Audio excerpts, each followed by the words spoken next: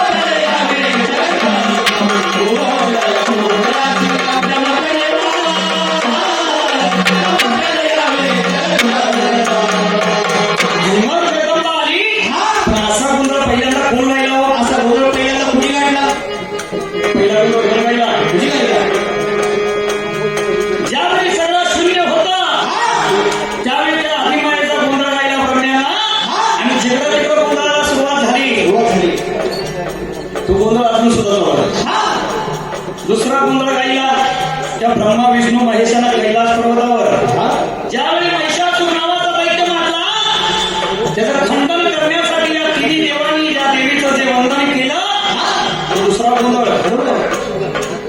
तिसरा गोंधळ गायला पंढरपूरच्या वाळवंटामध्ये साधू संतांनी. आणि त्या गोंधळाच्या जीवावर आज सगळेजण त्या साधू संतांच्या त्या साहित्यावर जिकडा तिकडे गोंधळाला सुरुवात झाली.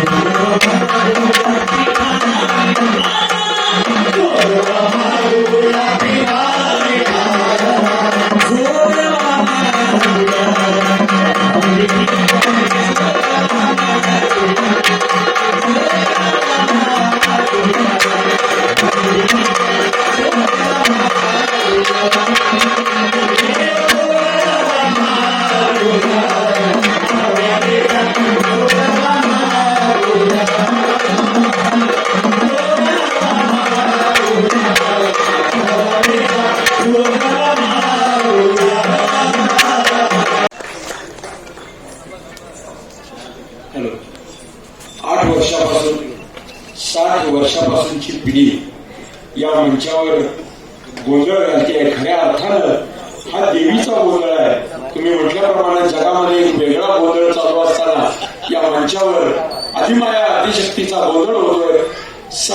वतीने एकदा जोरदार टाळ्या दिल्या या गोंधळाला. अत्यंत कमी होऊन हा गोंधळ सादर करत होता. आणि दादा आपण या गोंधळाचा भक्तीचा रस, ऐतिहासिक रस या सर्वांचा साक्षात्कार या ठिकाणी मंचावर घडवला. या ठिकाणी या कलाकारांचा सन्मान करण्यासाठी मी विनंती करतो. राज्य युवा शाहीर पुरस्कार विजेते शिवाशाहीर अजित आयरेकर आणि युवा शाहीर महेश उर्फ राजू यांना कृपया विनंती करतो की आपण मंचावर येऊन या 3 पिढ्यांच्या सादरीकरणाचा सन्मान करावा.